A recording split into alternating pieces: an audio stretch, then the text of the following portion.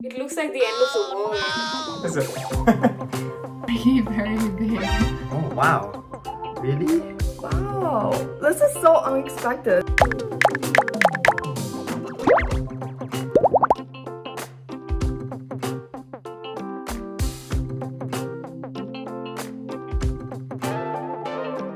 Hello everyone, I'm Diana. I'm from Taiwan. My name is Brian Rubio and I'm from Honduras. Hi, my name is Avantika Day and I am from India. My name is Moritz. I'm from Germany. My name is Eva. I am coming from the beautiful country of Austria. I am Xavier and I am from the Philippines.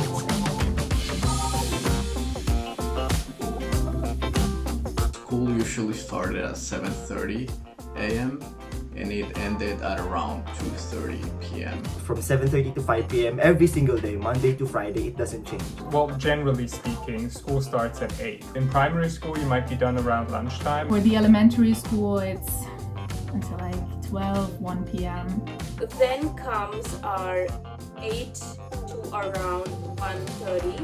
We have our classes.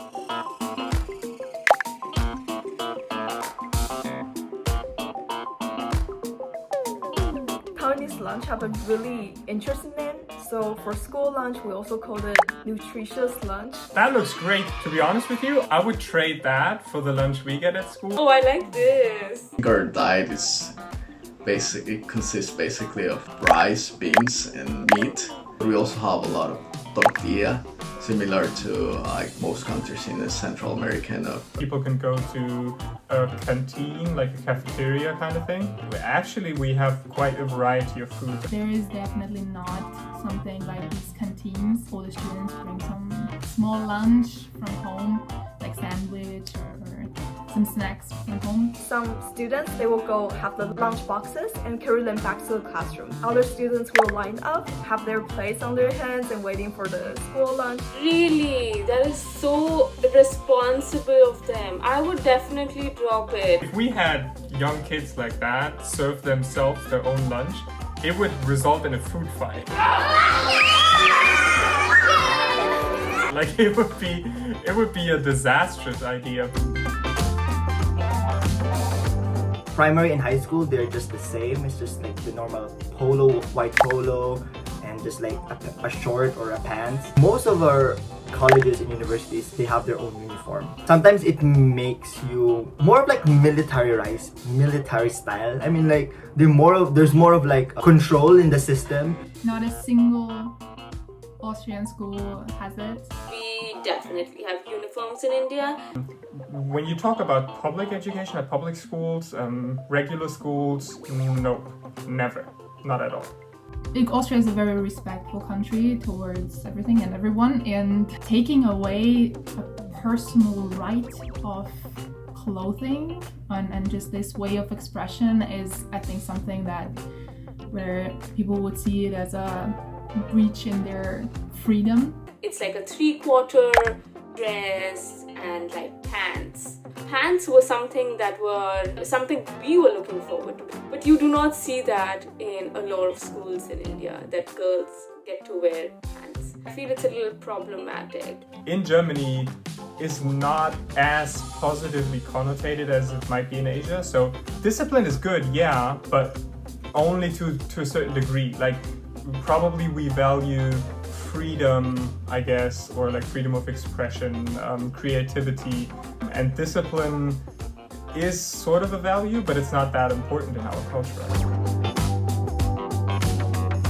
Taiwanese students often go to cram school after classes. Like Taiwanese cram school are actually really well structured, so they are able to deliver their knowledges in a really efficient way. It's stressful for like people who are still in schools. Like a lot of families urge their sons and daughters to go to cram school in the Philippines, but mostly those who are like from above the average families. Cram schools in the Philippines are very expensive. A cram school will not be that familiar to most people in Germany. If a kid isn't doing well in school and the teachers notice that, then they might recommend them for some school program which is trying to help these people out. No, because we actually learn this in school. That is something that is very common in India as well. Our institutions are more homely. We are focused more on one-to-one tuitions.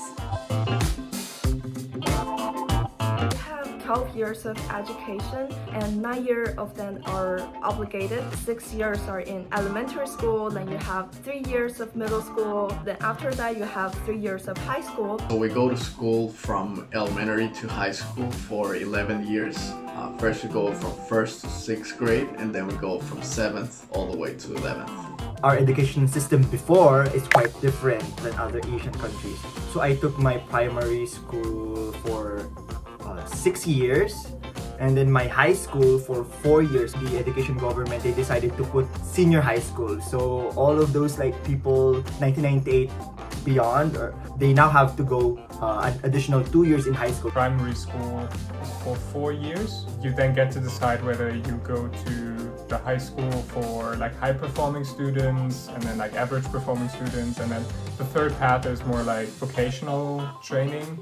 Many countries distinguish between junior and senior high school. We don't really do that. Like high school is anything between year 6 and year 12 or year 13. So in Austria, in my country, you have 4 years of elementary school, and then you switch to high school. This high school system is then so after these 4 years of elementary school, when you're around this age of 10, 11 years, and this lasts for 8 years. In India, our schooling system is divided into 3 parts. So we have 5 years of primary school, and then we have 3 years of middle school, and then 3 more years of high school.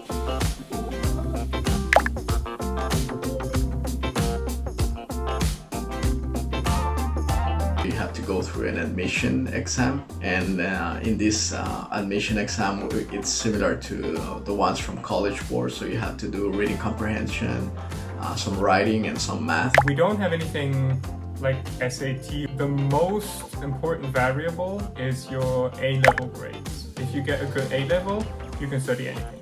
The general prerequisite of getting into college, university, is to have this matura, which is this graduation of high school. For most of the universities, after applying with this, you need to pass a test. But when we talk about public schools, it's more interesting because you don't really need a test. You need an interview. A lot of top Taiwanese universities are public schools. Those public schools have a much cheaper tuition than the private ones. Academically speaking, being in the state university is actually the best. It has the best teachers. But when it comes to political situations in the country, there's a lot of protests, some things that actually impede you from having classes. Private universities are way better than public universities due to the fact that private schools, they have more resources for labs, for classrooms, for textbooks. We have reservations. In central universities and state universities, you have to allot certain amount of seats for people who come from lower caste. You are spending very less in a public university, but you are getting a lot. But education-wise, you are definitely receiving quality education. For public school in Taiwan, the tuition are usually 30,000 NTD. And for the private university of Taiwan, it usually costs 50,000 NTD. The tuition for the state university, it's around 35 to 40 US dollars for a whole semester. While if you are in the private universities, you'll have to pay around from 200 to 300 US dollars per month. There was a law stating that all public universities in the Philippines will not have any tuition anymore. For private universities, it's around 2,000 US dollars for 1 year. If you study here, it doesn't really cost anything. Everything is funded by the government. For the whole education, no matter if it's like bachelor's degree or master's degree or anything, you really don't have to pay anything.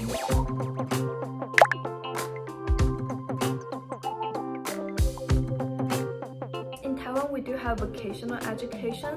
Since high school, those systems are less valued than the general education. In Honduras, the institute in charge of vocational trainings is called INFOP, which is the National Institute for Professional Formation or Trainings. You can also drop out of high school after year 10 and then go to company and do your apprenticeship with the company. And after those 3 years, you have sort of like a vocational degree in a way, which is way more practical than if you had continued high school. It's a special kind of employment. It's called Lehre in German. The companies, they're organizing these extra schools for these employees. They get like their special business education there during this educational period. So they have this whole support system of the company behind them during their education as well as work. I will rate it a 7. I'll give it a 5. Now I will definitely give it a 7. I would give it an 8. I would give it a 8.5. I'm actually gonna give it like a 4. I think a lot of majors should be more well respected or more well emphasized, because we need a diverse group of people who are interested in different things to make the country progress better. Living in rural areas, I think our country lacks a lot of infrastructure, and we definitely need to improve the conditions of the teachers for students to have a better future. Compared to the rest of the world, I think we are very, very upfront and successful, just highly educated in general. I know that the educational system is always trying to improve. I think for education before, for me, I think it's going to be 6, because like we lack a lot of years in high school, so I think we're not that really globally competent enough. And now I think it's around 7. I can see that there's a lot of improvement. Like I think the addition of senior high school. We do have a system of reservation, but I just feel like it doesn't serve the purpose, because you can't just finger pick few people from certain communities and put them in and then be like, oh, we are done with it. I'm generally pretty happy, especially when I look at other school systems. Education is very student-centered here. It also reflects a certain type of value system that we hold. We want students to come out of school being educated citizens, right? We believe that that's only possible if you give them responsibilities early on.